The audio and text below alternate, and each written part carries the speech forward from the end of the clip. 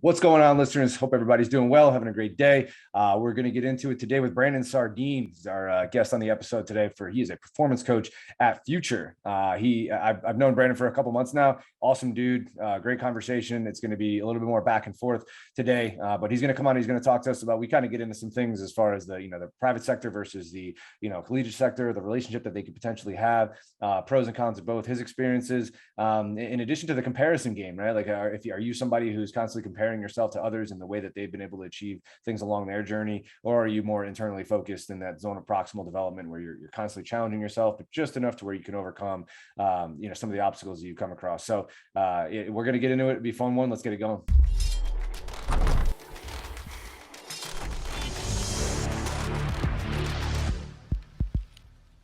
All right, welcome to the Samson Strength Coach Collective podcast. Appreciate you guys all coming back for another episode. Today, we are joined by Brandon Sardine, who is a performance coach at Future. Obviously, you are all familiar. I am your host, Anthony Grasso. Just to give you a little background on Brandon, he's got his bachelor's in exercise science from Kennesaw State University, and he's got a master's degree in business leadership from William Penn University. Some of the certifications that he holds: he's Precision Nutrition Level 1 certified, and he also holds his CSCS through the NSCA. Some of the places that Brandon has been: he's obviously a Future now with me, and that's how I met him, which has been a delight. And obviously, prior to this, he was at D1 Sports Training, IMG Academy, Barton College, Chinese Olympic Committee, William Penn University. He was a strength and conditioning coach for Oskaloosa High School, and he was at Kennesaw State University, as I mentioned before. So, Brandon, welcome. Appreciate you hopping on, man. Why don't you kind of give us a little bit of an intro on yourself, and obviously tell us a little bit about how this whole journey started, and how it kind of got to where you are now.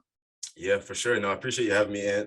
It was just a great opportunity to hop on here and just chat. I feel like we could chat for days sometimes, so it's good to do it in a more official format. Yeah, But that was what I was thinking the other day when you texted me. I was like, why don't we should just hop on a podcast, dude? Might as well have him on. I've been meaning to ask you for a while, and then it was like we probably already have done like 3 or 4 podcasts anyway. I'm about to say you're the first one to like actually just call me up. Like I think we were texting. You just call. I saw a random number from Connecticut, and I was like, "Who is this?" The answer is like, "Hey, Brandon, I just want to." Yeah, that's the problem with Slack is you have everybody's number, and I'm like, I'm not going to Slack. I'm just going to call. It's easier.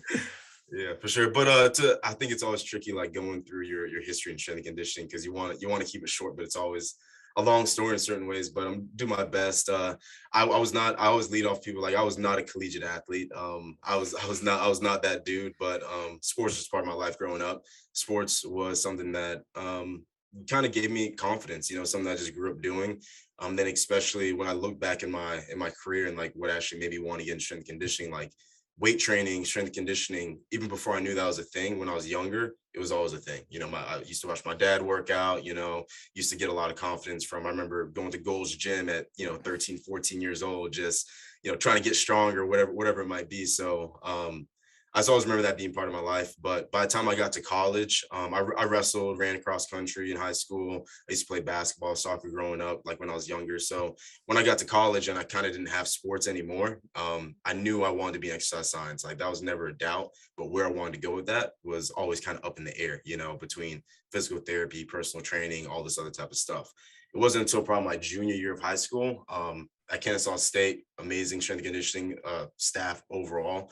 When I was there, it was Jeremy Goff and Tim Dombrowski were on the Olympic strength side, and then Coach K, Jim Kiertzy, he's still over there. I think he's the director now over everything strength conditioning at Kennesaw State. He was on the football side. So I had a strength and conditioning class, got to hear them come in and kind of talk about what it was, and my mind was kind of like, holy crap, like this is the thing I can do with my life. Like I can impact athletes through strength and conditioning. I didn't even know that was a career path until probably my junior year of college. So immediately I was like, let me go shadow. Like I remember shadowing on the Olympic side, shadowing on the football side. And then I realized, I can do my last, like, I don't even know how many credit hours I had left of just internship, of like, I think it was like 12 credit hours of internship. So hit up Coach K, got in there a few times, watched a few sessions, and was lucky enough to go ahead and start an internship with him on that side. And it was amazing, like hands-on coaching. Couldn't ask for better. Division I FCS school, getting a chance to actually learn how to coach athletes versus learning how to put up weights, So that was an amazing experience.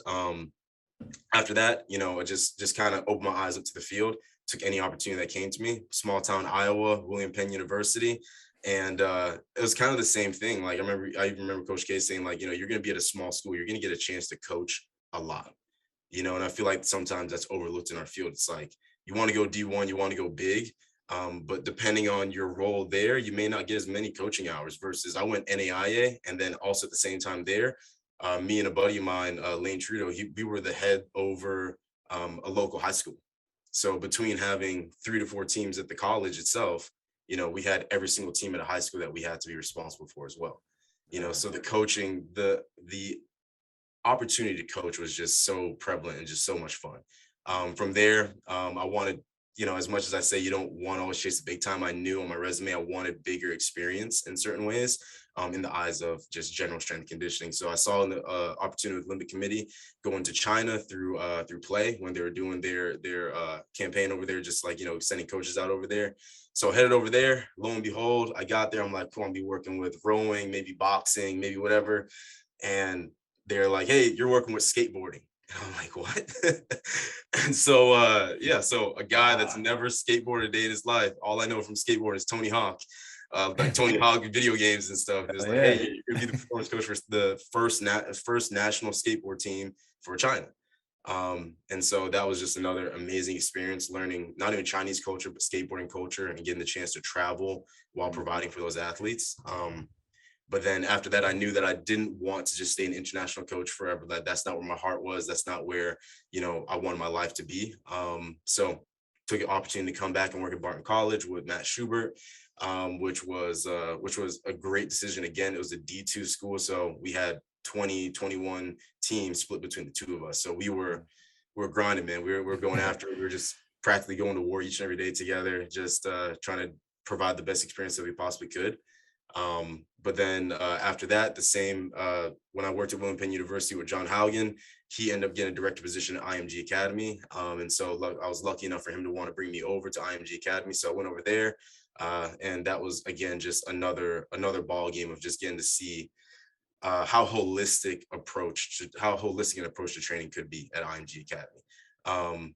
With that, again, I feel like I have like 20 billion stops, so I'm trying not to spend too much time in either one. Keep going. Well, one thing I do before you go on, and we'll pick up, I want to make sure I comment, how valuable is it that some of the guys at Kennesaw State actually came and spoke to you, right? Like, I think that that's something that, like, people don't realize. Like, I had the opportunity to do that when I was at UConn. I actually taught a couple of classes. There's some exercise science classes. I think it was like a freshman resistance training class or something like that. And ended up getting like 2 or 3 sports science interns out of it, a couple strength and conditioning interns out of it, right? Like, if people that you create connections with, like I think that's something that we probably need to stress to a lot of the coaches that listen to this podcast. It's like, go talk to a random like class or like a couple of students or whatever who are at the university that you're occupying. It's like, you're there, right? You're already having an impact on the athletes, but what about the people that are those kids that are taking classes? Someone like yourself, right? Who's like, I didn't even know that you could do this as a profession, right? And maybe it's a little bit more obvious now for certain people, but definitely at that time, like, I didn't know either, you know what I mean? So that is super valuable. So sorry, I didn't mean to interrupt, but yeah, keep going. But I do want to make sure you pointed that out. Like, if you have the opportunity,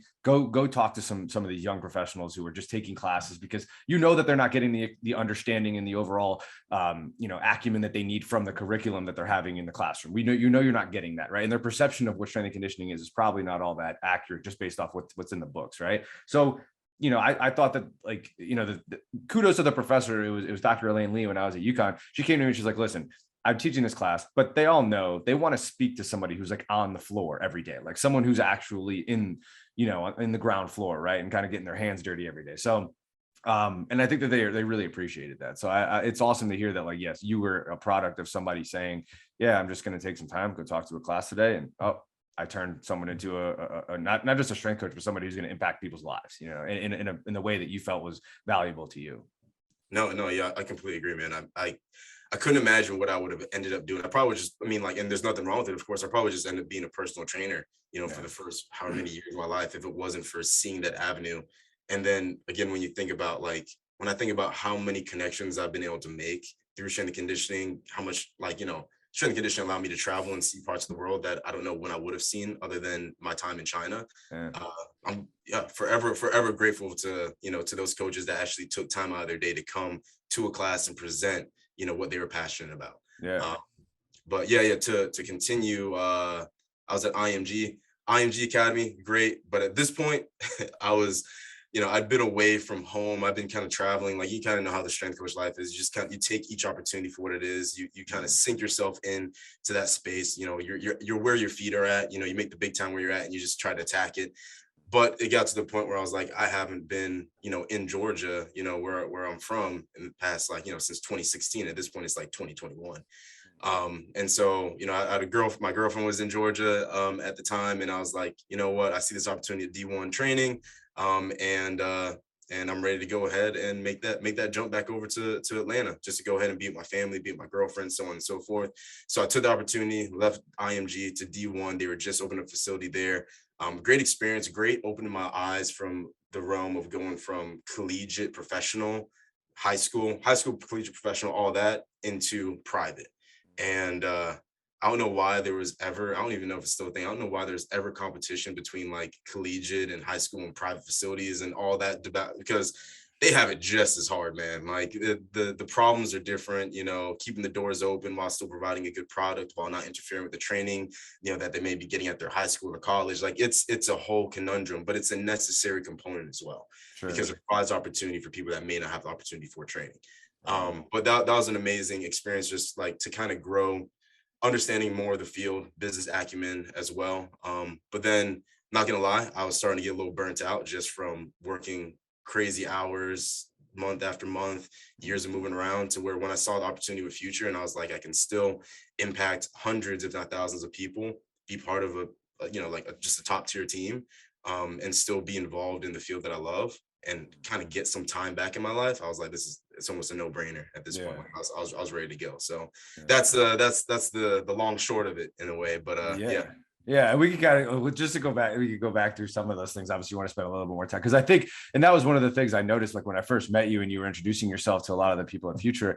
I'm like listening to like the places you've been. I'm like, it's like the perfect amount of places, right? To where like you've gotten like a variety of different things, but it's also like the levels and like the challenges at each were probably all so different. You know what I mean? So that's super interesting. And obviously going back to the Chinese, it's funny because when I like, how you scroll through Instagram sometimes and you'll see like what other people have liked or whatever. So I like skateboarding, snowboarding, all that kind of stuff. And like, it's just something that's never really left me, since I was a kid. I'm not good at it or anything like that. And it probably never was, but it's fun to do. So I was like, I see you like liking all these like skateboard videos that get popping up on my feed. And I was like, he follows the same skateboard accounts that I follow. I didn't know Brandon likes skateboarding or whatever. And then now this makes sense, because I had no idea that you actually worked with the skateboard. Like I forgot what sports you worked with when you were out in China. So that's awesome though. And then to comment on what you said about the private versus college. Here's like my most recent take on like why there is some sort of I think it's better, right? Like, because a lot of people be like, oh, you can't go private and then come back into college. So if you leave college, you better be comfortable with just being gone, right? And it's just like, it's probably not the case. It probably never truly was the case, like in our time, you know what I mean? Like, I think there was a lot of, mixing and matching or whatever, but for a little while there, specifically when it came to football, I think that it was, right? It was like, if you leave college football, like don't expect to come back in if you're going to leave college in general, right? But I think that my most recent take on this is the reason why there is some rift is because I think there's like for those who take pride in being collegiate strength coaches, there's like this like outlook on private strength and conditioning that it's like, well, there's no rules to what can be done in the private sector, right? So that's why there's so much saturation in the private sector, and I'll get to the saturation and there's the collegiate sector in a bit, but like that's what I think is part of the issue, right? Is it's like, oh well, I don't even need any certification or whatever, and not that I should need one, right? But like like I should just be able to say, based off of my explanations and my ability, my knowledge or whatever, I should be able to open up a facility and to be able to train athletes and prepare kids in whatever way that I need to prepare them and do things in a sensible manner, right? But obviously with that, you get a lot of people who probably have no business doing that with young athletes, right? And obviously there's the financial piece where like they have to create a business model that's going to generate a ton of revenue, or at least in their eyes they do, right? So instead of really focusing on the craft itself, there seems to be more of a focus on the business side of things, which we all know can get a little tricky sometimes. And it's not exactly the most pure thing in the world, right? So whereas I think there's like this, from the collegiate strength and conditioning side, like people who are in collegiate strength and conditioning see themselves as a little bit more pure, right? It's like, I'm in this because of the genuine love for the art and craft of strength and conditioning. And it's like, it's almost to say as if like, oh, well, we see like there's almost like nothing regulating the private sector, but we have this like, we have the CSCS and we have the NSCA and like all that, and here's what's governing. Like we're part of a collegiate institution, so we're governed, right? So like we have some rules here, and there's like that kind of thing. And the reality is, it's like if you're working in collegiate strength and conditioning and you spend any time, like if you could really step back and be honest with yourself, like there aren't as many rules when it comes to like what's actually done as people think, right? Like you want to talk about saturation and a bunch of nonsense being done on a daily basis. Like let's not pretend that like the private sector is the only place where we see like crazy things being done and all these like ridiculous things on Instagram or whatever the case may be. Like the collegiate sector, I mean, I promise you, there is no scarcity for nonsense and just overall noise, right? When it comes to that stuff, especially in the world of college football. So I think that that's probably like my latest take on this is like, there's like this misunderstanding of like you said, what the problems of each are, right? Like the different talent challenges they have to overcome. And then it's like one views the other as like, oh, there's no rules there. So it just anything can happen, right? Like anybody can take over, anybody can do anything in the private sector. Whereas in the collegiate sector, like let's not pretend that there's like these guidelines and parameters and that we all have a consensus on how like we're going to approach physical preparation and how we do sport coaching, so I don't know if that's kind of similar to how you view the issues there. Yeah, and in a way, I feel like where my mind goes when I think of that, like collegiate versus private sector, it goes towards it's a field of a bunch of like type A personalities that feel like they have the vision, they have the dream, they know where they want to lead these athletes, they know what the program should look like.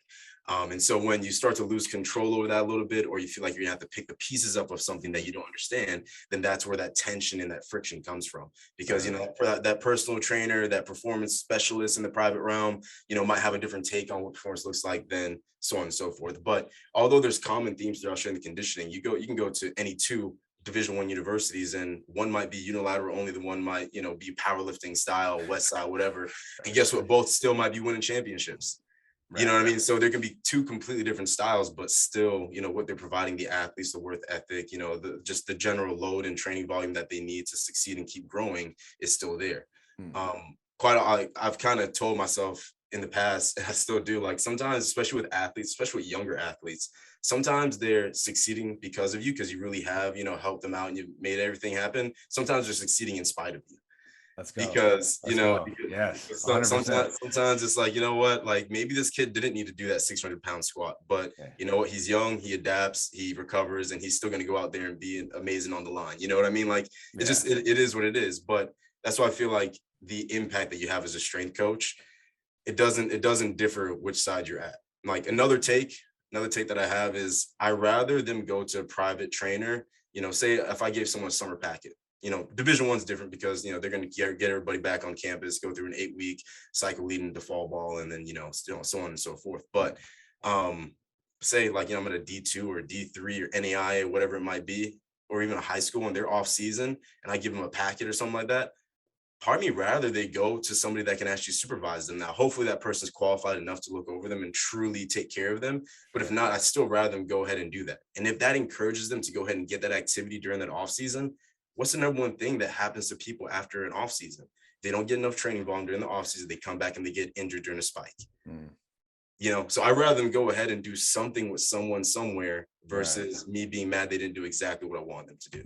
Yeah, absolutely. And I think to go back to the in spite of or because of, did you, I got to ask, like, I'm a big James Smith guy. Like, did you read that article? Is that where you got that from? Or is that just something you heard? I think it's just, man, you know how strength and condition is. You steal thoughts from so many people.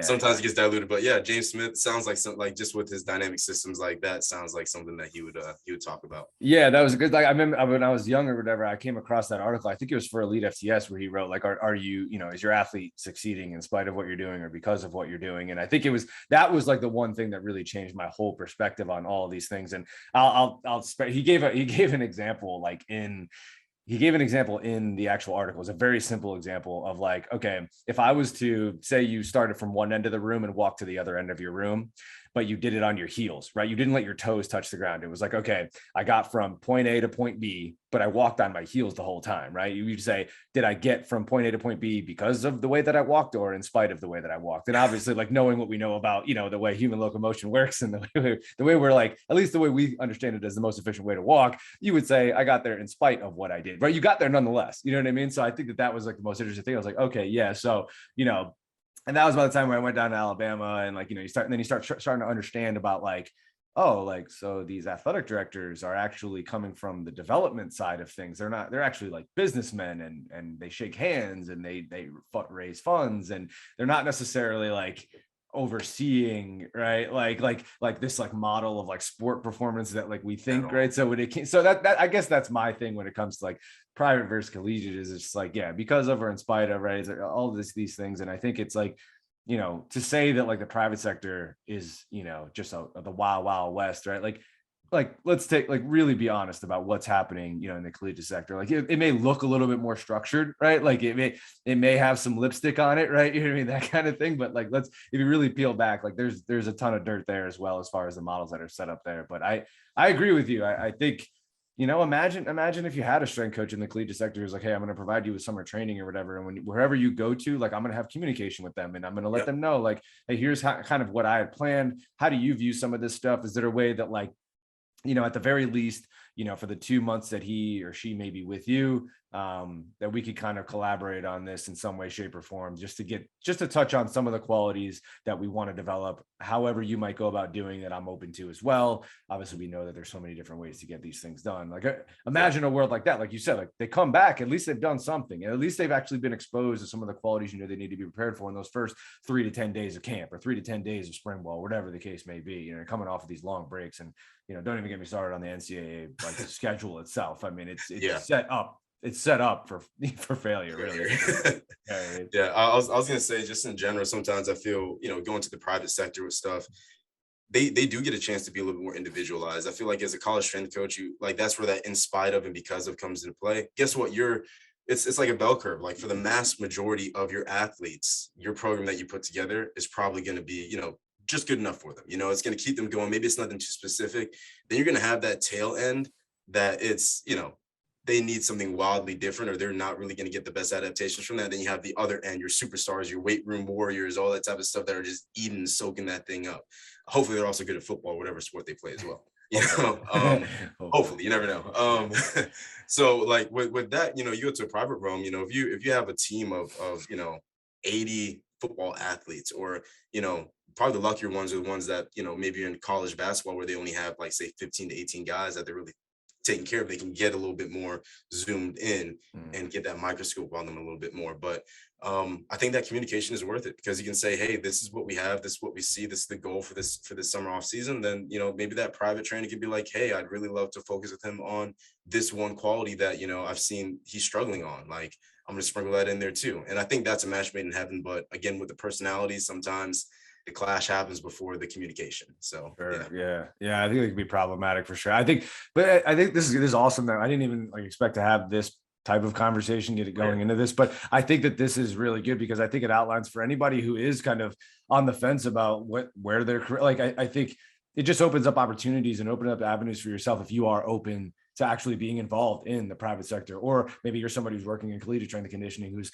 kind of like where we got to the point, I was just unsure about what the rest of my life was going to look like if I had stayed in that realm. Not to say that I would never go back, or, if I had the opportunity. I just, for right now, it was like, based on where my priorities and my desires are, I was like, I'm 31 years old. Like, what do I want the rest of my life to look like? Right. So being open to some sort of like private sector training, right, or whatever the case may be, I think it just opens up avenues. And if we could just simply just get to a point where it's, instead of bashing one or the other, if you could just simply just rise to the level, right, and like create some more opportunities, or basically like just increase the quality and integrity of each one of those areas, it just creates more opportunities for everybody else. Obviously, people start to see more value in it.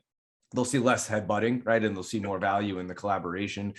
People will invest more money, obviously, into some of these private areas where they create more opportunities, more jobs, whatever the case may be. So, I think it's good. Like, it's good to have this conversation. It's like, hey, like, for a while, and I don't know if you felt the same way, like, I was like, I could never be in the private sector. It'll never work for me. That's not me. Like, how could I ever make it work? Like, I'm not good at business. I'm still not, but like, it's like, I'm not a businessman. I'm terrible at PR. Like, I just, you know what I mean? I like what I like. And, I think that's a lot of the mindset of the collegiate strength coach is like, I'm going to get compensated because of the fact that I really, truly love the craft. I want to help these athletes, and, I'm willing to, and not that I agree with this last part, but it's like, I'm willing to just work as hard or as long as I need to work, in order to make it happen. And I think that was definitely my mindset for a while. And then you realize like, okay, well, you're sitting in this office for a while for a head coach or an athletic director who actually has no appreciation for some of these models that I'm putting together. I was like, well, like, am I doing what I think I'm doing, or am I, you know what I mean? Like, would I be better served actually having a little bit more of an interaction and dialogue with, the private sector, you know what I mean? So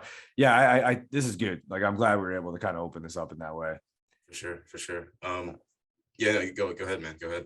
Yeah. So I kind of wanted to go into kind of what we originally had talked about talking. Yeah, about, that's right? I was trying not to hop back into that same conversation. I was like, back off. Let's wait it out. No, it's good. So yeah, like I'll let you kind of open this. You could kind of be the host for this particular aspect of it. But yeah, like talk to me a little bit about, like, even if you wanted to open up with a question to me, right? Like, and we could kind of like, prompt this, but like, yeah, like talk to me a little bit about like what we had spoke about, obviously when we talked, Sunday, and then your kind of your take on it or whatever. And then you can even, like, yeah, if you want to pose a question, kind of get this thing started. But yeah, I want you to kind of be able to, like, because this is why I want to have you on, is because I really like your take on things. It's very, like, I feel like you've really filtered through a lot of the noise, where I feel like in my mind, I still have so much like I'm almost like thinking too deeply into things that, like, my ability to articulate sometimes is pretty poor. So I think, like, I like the way you've kind of like sort of like settled yourself. You know what I mean? It seems like you've settled yourself after your experiences, right? So you have an understanding of like what each part of these experience, which how each experience kind of plays itself in your life, you know what I mean? Like how it weighs itself there. So yeah, kind of talk to me a little bit about that stuff. That was like the nicest way everybody's ever told me that I'm simple-minded, but yeah. Okay. That's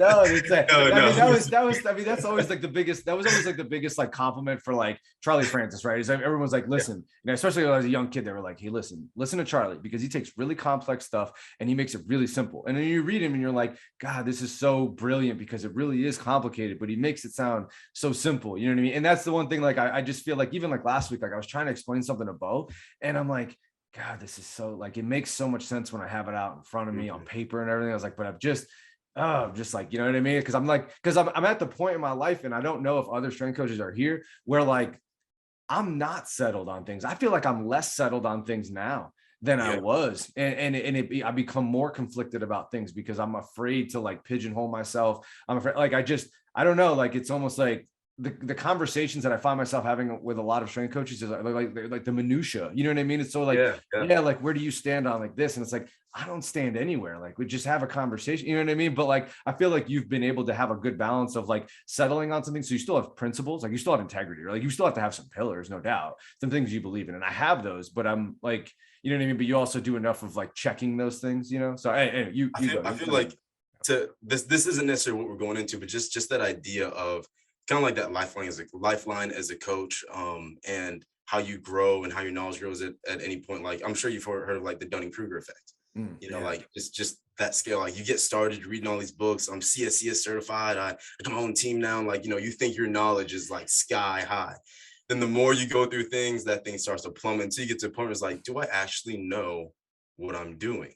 Maybe that's the time, where the blinders come off here and just like, well, they're doing completely different, but they have these conference championships, they're doing it completely different, but they have this, or they're doing the same thing as me, but they haven't won a game in 10 years or whatever. You know what I mean? It's like, you start seeing all these things, and that confidence, your knowledge starts to plummet until it starts to rebuild from there. And I feel like both you and me are probably in that rebuild phase. I think I've just come to the conclusion that, especially a lot of places I've been, I'm just not the smartest guy in the room, and I love it and I accept it, because that just allows me to grow a little bit more. That allows me to have good conversations with people.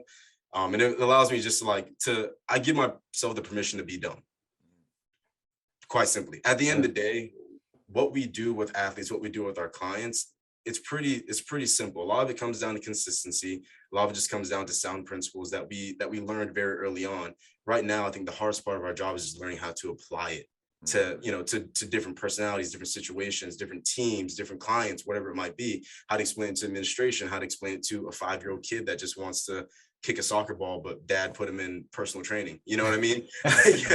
So all it is the same knowledge, same information that we're just trying to filter to different people at the end of the day. So I definitely resonate with that, man, because I don't feel like, I feel like maybe internally I'm an overthinker. Internally, like, I can sit down and look at a program for hours and, get to a point where I'm just like, Brandon, why are you just staring at this? Like, just put pen to paper and, be passionate about it and take care of this person, and inspire them to be consistent and inspire them to be passionate about their fitness themselves. And then the rest will take care of it. So yeah, I'm right there with you, man. Like, inside, I'm all over. But by the time I get outside of myself, I'm talking, I just allow myself, like, hey, Brandon, it's okay if you don't know everything. Like, just, people always say it's like, you have 2 eyes, 2 ears, and 1 mouth. You know what I mean? Listen and watch more than you talk at this point. No, so I completely agree. But to go back to kind of, I guess, what we talked about on Sunday, I think a lot of it comes down to the comparison game. You know what I mean? Especially within our field. I'm sure maybe you felt as a younger strength coach. I felt as a younger strength coach. And even now, I feel like I'm just coming out of it, just that game of comparison. You can see a strength coach that's, 21, 22 years old in a head position at so-and-so university, whatever not. And that sparks, envy, that sparks jealousy, that sparks, why? Because we're all competitive at the end of the day. Like, we got into sports because we enjoy competition to a certain extent. We got into strength conditioning because we want to help our athletes win and succeed. We're all competitive. And then even with our career, we get competitive sometimes too. And so you start comparing yourself to the achievement of everybody else in the field and forget to kind of just water your grass in a way. I mean, you're spread thin, you're looking out, you're comparing yourself. You're not getting solid in, your principles, your morals, your ethics, what you want to be as a coach, because you're watching everybody else and who they're being as a coach, and you feel like you have to emulate that. I think that was the biggest thing. And I'm always grateful to the first few mentors I had in the field, which were John Haugen, Jim Kiersey. They never tried to make me like them. Especially at the end of, before I went to China, after I was done with my graduate assistantship at William Penn University, at no point did I ever feel like, hey, you had to be like so-and-so that you worked with. You don't have to emulate that. You have to find what's going to make you comfortable as a coach, because people will sniff through that. Right. Yeah. Any day of the week. Athletes will see that. If you're not being genuine with them, they'll sniff through it. And I feel like my social, if you ask anybody from William Penn, I used to be an idiot, like just the guy that says the stupidest thing, you know what I mean? Just like zero social awareness, zero whatever, but that was just part of me growing. And it's like within that 2 years, like gaining that social awareness, understanding when's the time to say something, when it's time not, when's it's time to be serious, and just allowing yourself to grow and be you versus trying to force yourself in the box and be somebody else. I think that's the biggest thing in our field that I think it's opening up.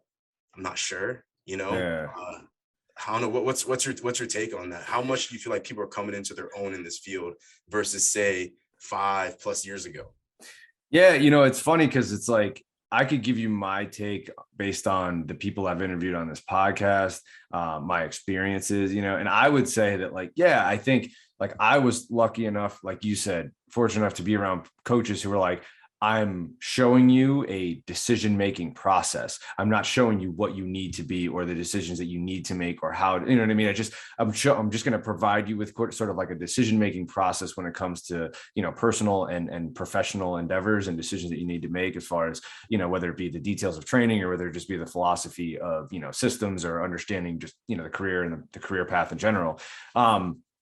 And that was like everywhere I went, even like my most recent stop at UConn, my former boss, Matt King, was like, I don't want you to be me, just be you, you know what I mean? And be you in the best way possible. Obviously meet the philosophy of the program, but do it in your own way kind of thing.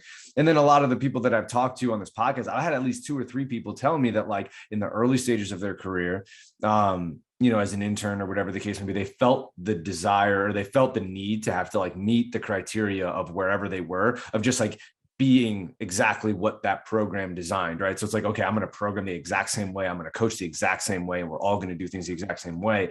And although I can see for I guess a shade of that, right? Like a small percentage, it's good when you have everyone's on the same page. I understand that, right? I think we got to be careful, and I see this a lot in the world of strength and conditioning, and a lot in just in general, is like coaches, especially leaders, will take these like absolute concepts, and then they'll apply them, like they'll almost like butcher them, because they'll take them to the extreme and apply them across the board. So it's like I'll read something in a leadership book that says like, hey, it's important that everybody's on the same page. And I'm like, all right, so now I need to create 5 me's, right? Like, it's like, I'm just going to take, it's like, that's just taking it to the extreme, right? So it's like, I think we have to like have a better understanding of those concepts. But I've had a lot of people that I've interviewed on this podcast have been like, I actually got to a point where, I came across a mentor who was like, listen, stop programming and putting together training the same way that you saw it done, you know what I mean, in your first internship or whatever.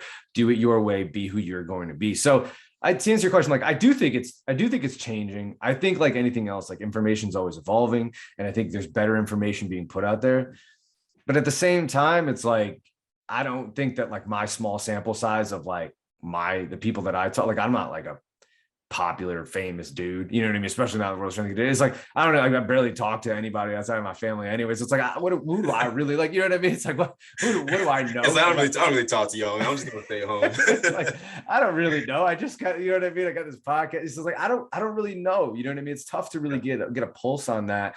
But I know from like my experience, like, I feel like there's a lot of people that are really starting to move in that direction, because they see the value in what I call, or not what I call, it's definitely not what I call it. It's what it is called, decentralized command. And I've mentioned it a couple of times on this podcast, right? Like in the military and the Army, especially a bunch of the books that I've read that, have to do with former Navy SEALs, will talk about like, listen, I've got, we had, a unit commander, and he would let us know the philosophy of, how he wanted us to execute certain, whatever be any sort of mission, whether it be big or small. But it's like, hey, listen, like, you're going to have your own way of doing it, because I'm not going to be there. You know what I mean? I'm not going to be there to make the decision for you. So here's the decision-making process. So I don't know. I think it's there, you know what I mean? But I think that's the biggest piece, is like leaders getting comfortable with sort of taking a step back and being like, hey, here's what I'd like to see. Here are the principles and the qualities of the things that we need to get done. But not necessarily like just go do it your way. Like, talk to me though about how you would do it your way. Talk to me a little bit about what you would do in this particular situation, how we would like to approach this. And I don't know, like patience, composure. Like, I think all those things just give you a better chance of like creating a better staff. You know what I mean? I guess like, and that's kind of like, I'll kick it back to you before we go into that stuff. But like, kind of like putting together, you're never by yourself. You know what I mean? You got to do this with a bunch of people. Like, even a future, like, yeah, we're on our own little like island, right? Like, I work from my bedroom or whatever, but it's like, I can't do this without the bomb squad. You know what I mean? Like, I need like help. You know what I mean? So yeah, I think, that's kind of like my piece on it, is like, I think it's getting better. I think you just have to have, like, it'll continue to get better as you have more leaders who are providing a decision-making process and not necessarily just telling you the decisions that need to be made, I completely agree. Like, with the decentralized command, it's like, it's just setting your non-negotiables. Like, hey, these are the non-negotiables. Now, how you actually go ahead and kind of complete that is up to you. Like, if we have a rule that, hey, you're not allowed to be late, to workouts, and so on and so forth. Now, old school strength coaches means, okay, cool, you're late to workout. See you 5 a.m. tomorrow morning. We're going to be doing so on and so forth. You know what I mean? Or you'd be like, hey, you're late to workout. You're gonna stay 5 minutes after and help me clean up. However you reinforce that non-negotiable, you reinforce it. But that's up to your own style and how, and the relationship and impact that you want to have with that athlete, right? And how they're going to respond. I feel like I've always enjoyed when I got to work with other coaches, because I try to remove myself from, maybe I don't know if you felt like this as a younger coach too. It's like you're trying to be everything for everyone on your team. It's almost like you're trying to have like split personalities to address that situation, this situation, versus again just being who you are and letting people come to you when they feel comfortable. They're going to come to you. Times I remember when I was at IMG Academy, when the main team that I worked with was actually girls lacrosse, and that's you're working with high school girls, and I'm a grown man. I have the coach that's helped me out, Laura Delosier. She's she's a great asset for me to have, because guess what? Do I feel like, and this can get into different conversation of, hey, should male coaches be coaching only male teams, female coaches, female teams, so on and so forth. But, I think it's good to have that dichotomy of leadership, because there's certain things that, they need to be, used to seeing, like male figures in charge in certain ways, but then they also need to have that female aspect as well. And when it came to certain situations, I can't talk to them about everything. Right. I Yeah. mean, there could be sensitive subjects that come up to where I'll tell Lauren, be like, yo, hey, like I don't really know how to approach this. Like, can you help me Yeah. out? Can you go have a conversation with so and so? Because this is just not my wheelhouse. Versus me feeling like I have to have the key to every solution around. Sure. And me and her even used to talk about. She's like, yo, maybe I just don't vibe with this person. They really open up to me, like, can you go talk to them about so and so going on? So it's like, not trying to be everybody to everything to everybody, but letting yourself be who you are. Those that come to you. Those that it takes a little bit longer to form a relationship with, that's fine. Let Yeah. that relationship happen. That's Yeah. just life. But yeah, man, I like to kind of go back to kind of like the whole comparison game of just strength and conditioning. I think the more you learn to value who you are and the people that you have around you, kind of like you said, just having the bomb squad around here and different things, like the better off you're going to be, because it's going to keep you, like, comparison is the thief of joy. It's going to keep you from just always wishing there was more, always looking out like, oh, the grass is green over there. You just have to value what you have there and grow where you are there, because that's the most fertile soil that you're going to get. You know what I mean? Yeah. Yeah, I don't know. Yeah, no, I think, and just so just to clarify, for the listeners who don't know what the bomb squad is, it's like a team within a team. Yeah, like I'm thinking of myself, What the heck's the bomb squad? I'm like, we should probably clarify this. But yeah, the bomb squad at Future is it's like essentially a team within a team. Like, obviously all the coaches are kind of split up into separate squads, and we happen to be part of the bomb squad. But anyway, so yeah, and I think what's important is kind of going back to the comparison game, right? It's like, you get to a point where you're chasing something, right? Like, and it's funny, our bomb squad leader Connell was actually the one who brought this up to me when he was an intern at UConn. He asked me, he was like, what do you want to do in like 5 to 10 years? And I was like, okay, well, by the time I'm 31, I want to be a director of strength and conditioning for a Division I football program.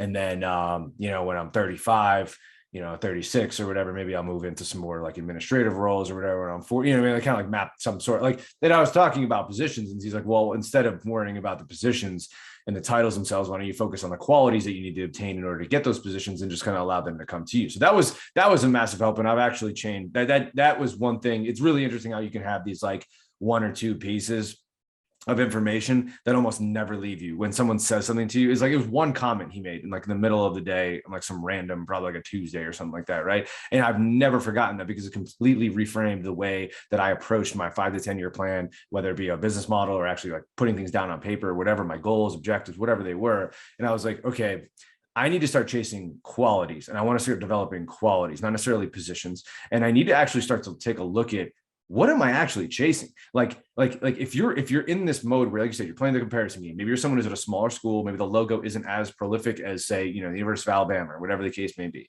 And in your mind, you're like, okay, in order to get me to a place where I feel like I've achieved my goals, I need to get to this level, and I need to be at this level where I'm like one of these guys who's, I don't know, blowing a whistle, in a Division I football field or whatever the case may be. But I think it sets yourself up for failure, because, and I'll tell you why. I think, and this is I think Bo talked about, is the zone of proximal development, right? Like it's this situation where it's like, all right, I'm just overwhelmed enough where I feel like there's challenge there, but the challenge is it's still within arm's reach, so that I'm able to actually go and attain it. I then achieve this, right? I overcome this obstacle. So now from that new, like, I've just overcome this obstacle, I've overcome this adversity. Now I have this newfound level of I guess it could work in the same way that like training adaptation would work, or at least a theory of it, right? It'd be like, okay, now I have this new standard and this new ability, right? Because now I have the confidence from the fact that I just overcame something that I didn't think that I could overcome. So like the challenge that was provided to me was just big enough to where I was like, oh, wow, I don't think I can do that. And then I did. And now you're confident enough to be able to attack. And then it just continues elevating from there, right? And I think that when you set yourself up to like, okay, in 3 years, I need to be here. And it's like, well, now you put yourself in a do or die situation, because what are you going to do if you're not there? Then you're going to think of yourself as a failure, right? And then you're going to say like, I must have misstepped somewhere. I must, As opposed to being like, hey, like, I think like Gary Vaynerchuk says, he's like, when I'm like 70, I want to own the Jets. And it's like, that's that's reasonable because I think he's like 40 or 50 at the time. You know what I mean? It's like, Yeah. well, that's it. So like that was what I started to kind of do. I started to reframe the way that I looked at things. It's like instead of jumping into business decisions where it's like, all right, I'm going to open up a facility and by the end of the month, I need to have X amount of athletes in it because I got to be able to pay the rent and I got to pay the overhead or whatever it is. It's like, well, no, why don't I say, hey, in 2 years' time, I'd like to create out a framework and a foundation where I have enough, clients or enough athletes or whatever to where I can then am forced to open up a facility, right? And I have the funds. You know what I mean? Like do your homework. Not that I'm saying like, I'm just saying like, that's an example, right? You know what I mean? Like that. So I think like really like reframing the way that we view our objectives over 5 to 10 years and really like allowing yourself to have some time, you know what I mean? Like it doesn't need to happen like this. And honestly, I truly think that life is, I know it moves fast and these weeks fly by, but I think have you ever gotten to a point, Brandon, where like maybe a chapter in your life has come to an end and then it's been like 2 or 3 months post that chapter.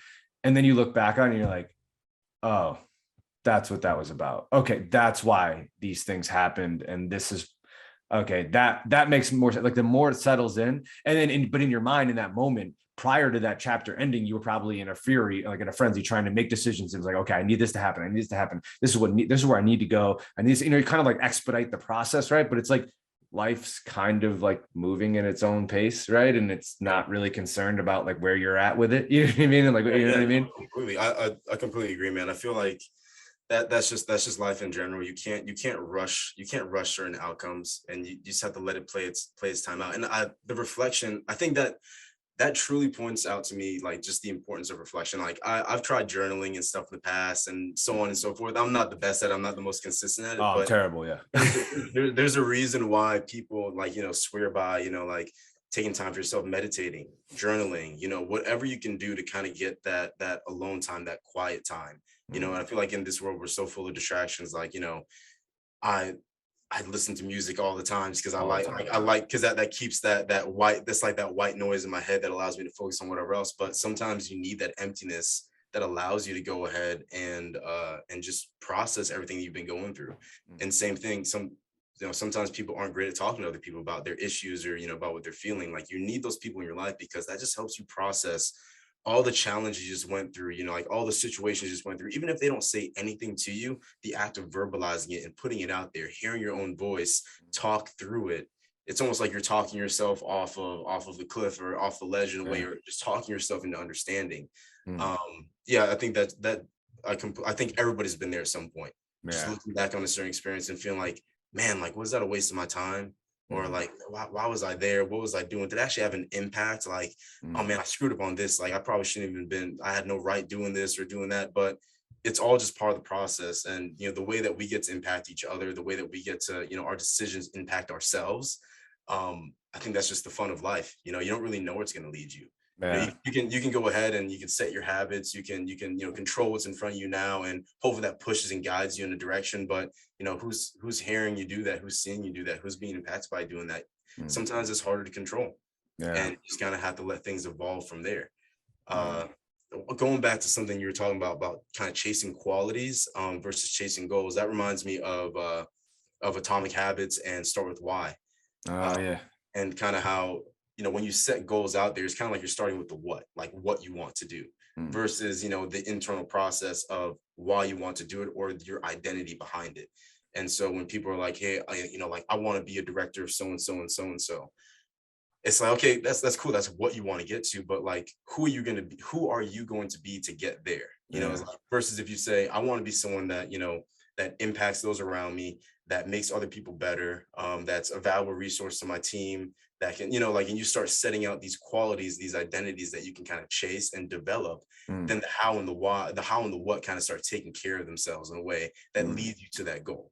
So, I think that's just good for anybody. Like if you have a goal in mind, just think about, okay, well, what type of person would achieve that goal? Absolutely. And then start making yourself like that person. And that's what's going to get you to that goal. Because I'm like, you had a better 5 and 10 year goal than me, man. Every time someone's asked me, I'm just like, I don't know, man. I just want to like, I still feel like I just want to impact people. Like I just want to impact athletes. That's about it. If I have to do that there or here or whatever it is, like as long as I'm doing that, then I'm golden, man. I'm doing a good job. hopefully Yeah. to those higher levels eventually, but I don't know. Maybe that sounds too passive, but that's just my personality. It's not. It's not. It's that's why that's exactly what I was saying before. Is I'm like, you're just at peace. You know what I mean? Like this dude's at peace with his mindset and his goals and the way that he's living his life. Whereas like, I feel like that's probably what I should have said. Like I think that's the best way to put it. Is like, there's just a lot of people who like aren't at peace with themselves. You know what I mean? And I'm just as guilty as the next person. Like I'm constantly in the mode of trying to be in that road. You know what I mean? And it was funny because like as you're talking, I'm like thinking to myself, I'm like, oh God, this would segue perfectly into all of the the Tao and like all the Chinese philosophy that we were talking about last week. Because I was like, I don't think we should go there in this podcast. No, I don't think no, we're gonna have enough time. I would, you'd need to let me prep myself for that. I'd have to pull up some documents. It's a separate podcast. We do a part 2, maybe even I have to do a part 3 with that one. But I think, you know, I think it's funny because it's like, I think when it comes to the goals, like I've always approached all of the obstacles in my life with the mindset of like, I'm going to overcome this. And then in X amount of years, this won't be an obstacle for me anymore. Like it was the same thing when I was in high school, right? Like not to go like too personal, but like when I was in high school, like I think we all have these fears of like, I want to be liked, right? And like, I want people to think, I want to like, oh, like that guy's good at sports. And like, I want to be cool. I want to be with the cool crowd. Like as stupid as it sounds, like that's literally the way a high schooler was thinking. That's what I thought in high school. I was like, I don't know, like who are what's my friend group, right? And like all of those things, right? And then in my mind, I remember thinking when I was in high school, I was like, well, once I go to college, like this won't be a problem anymore, right? Like, and it won't be an issue. And then once I'm out of college, right, like this won't be an issue. I'll be able to like continue. And like I kind of have that like approach when it comes to a lot of the other things that obstacles I have in my life. It's like, well, in 5 to 10 years, like I'm going to have overcome this, and I'm going to be, and it's like, the reality is like, I don't know where I stand on that, but I don't know if I know it's not the best approach at all, solely because of the fact that like, who's to say that like you're less exposed to the issues of, what a 22-year-old would be exposed to, as opposed to, what a 42 might be exposed to, right? Like a person at 42, it's like, yeah, there may be some different risks and costs involved, you know what I mean? But it's like, you could get fired at 25 and you can get fired at 45, right? Like you can have these, like there's different things that can happen. Like I just, saw a story the other day of a dude who started jujitsu when he was 67 years old. And now he's probably like 80 something and he's got his black belt. So it's like the journey is like, you know what I mean? It's like, I don't know. Like, I feel like we have these nice, neat timelines that we try to set out for ourselves. And I think that someone like yourself, myself, and like you said, like a lot of coaches that are probably listening to this, like type A personalities, like we want to execute, you know what I mean? Like achieve. But like, I don't know. I'm at a point in my life, is like, I don't really know what those achievements truly represent in our lives. Like, what does it truly represent if I was to have actually attained being a director of Division I football strength and conditioning at 31 years old? Like I didn't, you know what I mean? Do I see it as a failure? Like, no, not at all. Like I have completely reframed the way that I look at that experience and what was leading me down that path. Right. And like, your desires change at times, whatever the case may be, but I don't know. I just think it's like this, I mean, to say life is not linear is an understatement, right? But like, you know what I mean? It's like, I agree. Anything could happen to you at any point in time, like any point in time, like the same situation, same issues and things you struggle with at 20 years old. You know what I mean? You have to attack them at their roots, as opposed to just like, you know what I mean? It's like, oh, in 10 years time, I'll be grown and I'll have achieved this, so I won't have to worry about this anymore. You know what I mean? I feel like there's so many people that have grand achievements that still don't have happiness, that it makes me, careful about what I chase as like a high achievement. Sure. Sometimes I feel like career and all that, especially if you're in a field like ours where like most of the time this is our passion, like impacting people is a passion, then yes, it does lead to happiness, because you get that like altruistic and personal satisfaction of helping other people succeed, but at the same time you can sacrifice so much else in your life to get there, that how truly are you happy once the kind of smoke settles and you see the battlefield, just like, oh my God, like what did I do to get here? Yeah. Blacked out, like, and now I'm here, back, I'm like, what the heck just happened? It's like, 100%. So you're chasing that achievement so hard that, sometimes you forget what you're giving up. So I agree with that so much, man. And I feel like you're going on a little bit more about perspective as well too, like, through the years, like, your perspective, what's important in, like, as a kid in high school and college, as a professional. I was listening to a podcast, can't remember the name. I feel like it had Tim Karen in there. I think he might have been the guest, or he might have been the host, can't remember, but they were talking about like children, and how with children, why does dropping, they're losing their favorite toy seem like the end of the world? Because their perspective is so small. Like their world is much smaller than, at 10 years old than someone at 20 years old. So the smallest disturbance to that world causes an even bigger, just disturbance in their life. Right. Like that's why at those younger ages, why it's so crucial for, say, like, parents to be, not only there but present. You know what I mean? Because that's such a huge impact that you can be having on that kid's life, because that's all they know. To me, like, and that it's kind of weird because they're necessarily kids, but some of them were pretty young. At IMG Academy, I was there during COVID, so their ability to kind of go home, get off campus, travel, and do all that stuff was kind of limited. So they were in that box a little bit. So, like, and in my mind, I was like, Brandon, yeah, you have to be more empathetic, because like their world is smaller now. Sure. And so everything that happens within this makes more of an impact on them. And I think that same thing can be taken from, I think it speaks to the benefits of just growing your perspective on life, on the world, allowing yourself to have more experiences, because now all of a sudden, guess what? Like, I remember being stressed as hell, for a final that I was studying that at the last minute for whatever. But now I look back and I'm like, that was nothing, man. I could have got a D- on that final. I still would have been fine today. You know what I mean? Like, that like the perspective changes because your world grows. Yeah. Yeah.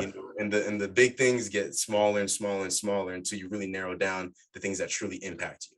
Sure. Yeah. I think it's a great way to look at it. It's probably a good thing that your perspective actually broadens as you get older, right? Because like the amount of things that you have to actually take care of and be responsible for as you get older. I mean, obviously there definitely are adults out there whose perspective is still like here, and they've got problems that are outside of it. And there's younger kids out here that are going through situations that I've never had to fathom, Yeah. that have a larger perspective than I would have at that age. Yeah. That when you work with like certain athletes, we're like, damn, this dude's like kind of even almost more mature and has a better perspective than I do. He's way more composed. He's like, you know what I mean? Because they've just like been through stuff that's just like, oh, all right, yeah, like that's not a big deal to him. You know what I mean? Whereas like I'm like bugging out, so yeah.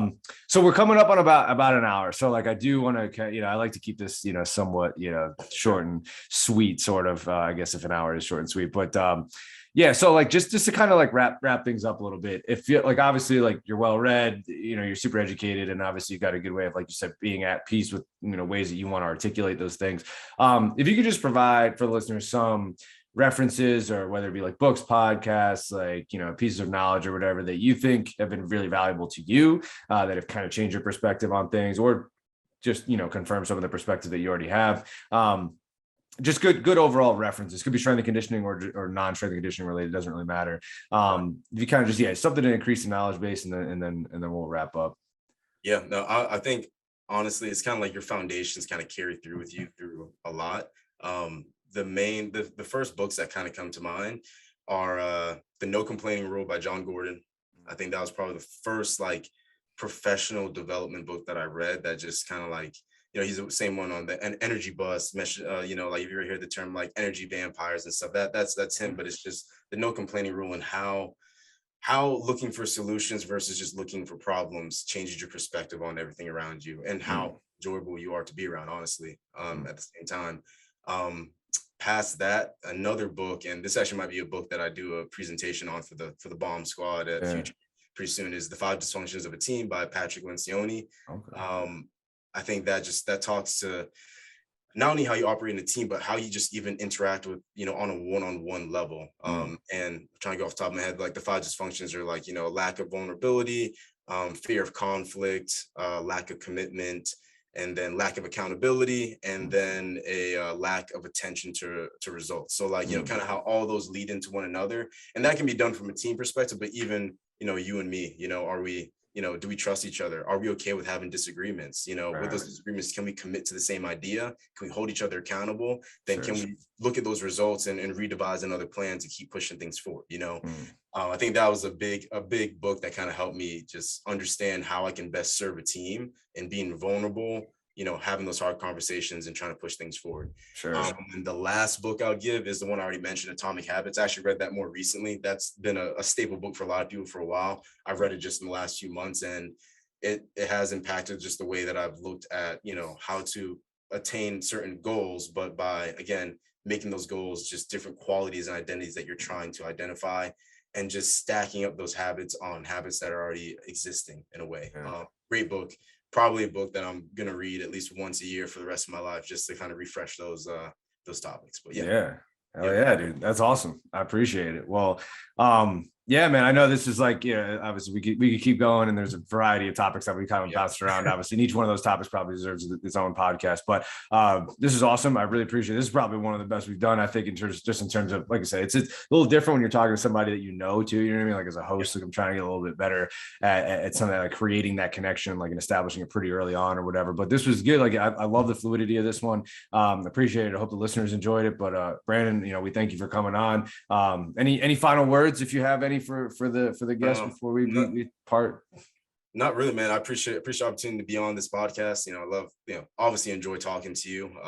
Anybody want to reach out to me, man? Like just have. Yeah. Let them know your social media and all that stuff. Like do a little plug action. Social media. Wait 1 second. Gotta look up the actual tag itself. I believe it is Coach. Yep, Coach.B Sardine on Instagram. That's probably where I'm most active. I mean, if you want to add me on Facebook, cool. You can look at my old high school photos. That's about it. But if you want anything relevant, Coach.B Sardine on Instagram. Hit me up, DM me. I like talking to new people. I just like meeting new people. Again, that perspective growth. It just helps everybody. So yeah. Okay. All right, Brandon. We'll cut it there, man. I appreciate it. We'll talk soon. All right, big guy. Listeners, we'll see you guys next time.